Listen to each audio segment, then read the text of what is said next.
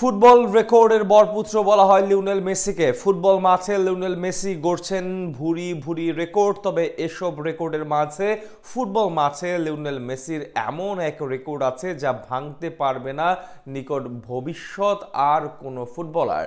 কি সেই অনন্য রেকর্ড গড়েছেন এলেন যা ভাঙতে পারবে না ইতিহাসে আর কেউ? তা নিয়ে বিস্তারিত থাকছে প্রতিবেদনে।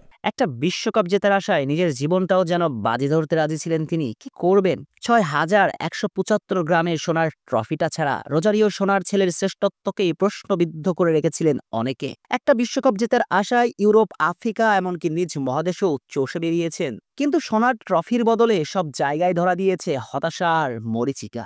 শেষ পর্যন্ত শেষবারের মতো এলেন এশিয়ায়। এবার নয়তো আর কখনোই নয়। জিততে না পারলে চিরকালীন নায়ক হওয়ার বদলে মিলবে শুধুই একজন ট্র্যাজিক হিরোর মর্যাদা।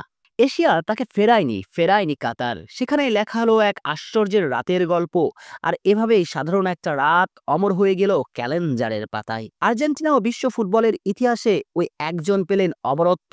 সে রাতের পরে অনেকের কাছেই তিনি তর্কাতীতভাবেই সর্বকালের সেরা। কিন্তু প্রশ্ন হচ্ছে, ওই সোনার পিণ্ডিটা যদি তিনি না জিততেন তবে কি তার শ্রেষ্ঠত্বে সামান্য ধুলো জমতো? যদি ১৮ই ডিসেম্বর রাতে ফরাসিরা শেষ মুহূর্তে আর্জেন্টিনার দুর্গে শেষ পেরেকটা ঢুকিয়ে দিতেন তবে কি তার শ্রেষ্ঠত্বে সামান্য সংশয় থাকতো? প্রশ্নের উত্তরটা অবশ্যই নয়, কারণ ফুটবল যতদিন তার ইতিহাস বহন করবে ঠিক ততদিন লিওনেল মেসি নামটা ইতিহাসের পাতায় অমর থাকবে। কারণ তিনি যে মেসি, তার আছে শত শত রেকর্ড, অর্জন, কীর্তি। আর এসব ভুরি ভুরি কীর্তির মাঝে লিওর এমন এক কীর্তি আছে যা ভাঙতে পারবে না ইতিহাসে আর কোনো ফুটবলার।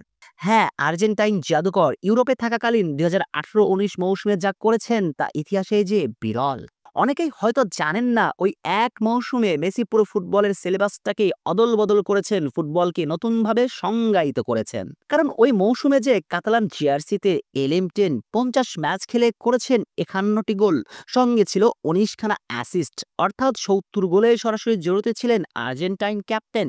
হয়েছিলেন চ্যাম্পিয়ন্স লিগের টপ স্কোরার, লা লিগার টপ স্কোরার, চ্যাম্পিয়ন্স লিগের বেস্ট ফরওয়ার্ড, লা লিগার বেস্ট ফরওয়ার্ড। অর্থাৎ এই পরিসংখ্যান বলে দিবে মেসি পুরোপুরি ছিলেন একজন ফরওয়ার্ড।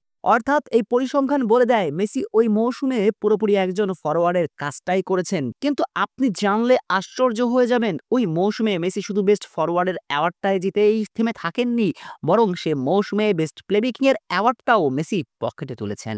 অর্থাৎ একই মৌসুমে ফরওয়ার্ড এবং প্লেমেকিং এর কাজটা একসঙ্গে করেছেন। ব্যক্তিগত শোকেজে তুলেছেন গোল্ডেন বুট, সঙ্গে প্লেমেকিং এর অ্যাওয়ার্ডটাও। ভাবা যায়, যা ইতিহাসে আর কোনো ফুটবলার কখনো করে দেখাতে পারেননি। নিকট ভবিষ্যতে আর কেউ পারবেন কিনা সেটা নিয়েও থেকে যায় প্রশ্ন। একই মৌসুমে বেস্ট ফরওয়ার্ড এবং বেস্ট প্লেমেকার নির্বাচিত হওয়া তো আর মুখের কোনো কথা নয়, কল্পনায় সম্ভব। আর এই কল্পনাকেই বাস্তবে রূপান্তরিত করেছিলেন আর্জেন্টাইন ক্যাপ্টেন। আর এই জন্যই তো তিনি মেসি, তিনি সবার সেরা, সর্বকালের সেরা। বিশ্বকাপ ট্রফিটা হাতে না তুললেও মেসি সবার সেরাই থাকতেন।